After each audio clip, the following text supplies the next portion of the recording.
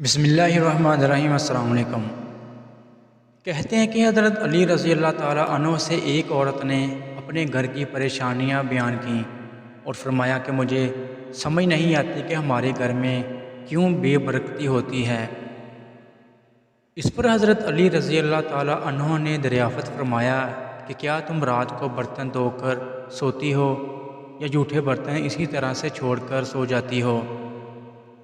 تو اس عورت نے کہا میں تو رات کو برتن ویسے ہی چھوڑ کر سو جاتی ہوں۔ تو اس پر حضرت رضی اللہ تعالیٰ عنہ نے فرمایا کہ تمہارے گھر میں پریشانیوں اور بے برکتی کی وجہ یہی ہے، اس لیے رات کو برتن صاف کر کے سویا کرو۔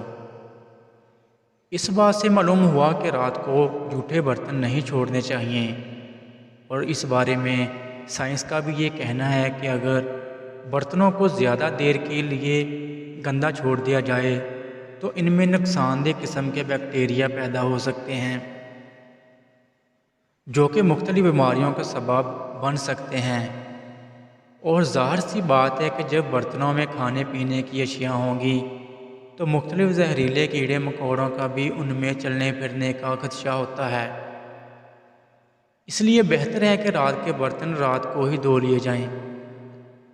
دوستو، یہاں پر آپ کو یہ بھی بتاتے چلیں کہ احادیث نبوی صلی اللہ علیہ وآلہ وسلم میں ایسی کوئی تعلیم سامنے نہیں آئی ہے جس میں رات کو برتن دھونے یا نہ دھونے کے بارے میں کوئی تشریح ہو، لیکن رات کو سونے سے پہلے برتنوں کو ڈھانپنے کے بارے میں تاکید ملتی ہے، اور اس بارے میں مختلف روایات ہیں جن میں یہ سبق ملتا ہے کہ سونے سے قبل کھانے پینے کے برتنوں کو بسم اللہ کہہ کر ڈھانپ دینا چاہیے۔ اگر کوئی چیز نہ ملے تو کم از کم ایک لکڑی ہی صحیح بسم اللہ کہہ کر اس پر رکھ دی جائے، اس لیے کہ شیطان بند دروازوں کو اور ڈھکے ہوئے برتنوں کو نہیں چھوتا۔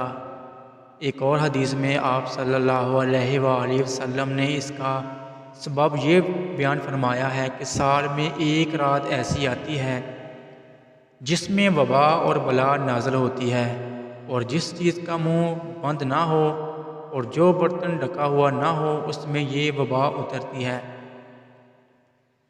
کتنی بڑی حکمت ہے پیارے نبی صلی اللہ علیہ وآلہ وسلم کی پیاری سنتوں میں، اس لیے ہمیں چاہیے کہ ان سنتوں کو اپنا پکا معمول بنا لیا جائے تاکہ ہم ہر قسم کی مصیبت سے اپنے آپ کو محفوظ رکھ سکیں۔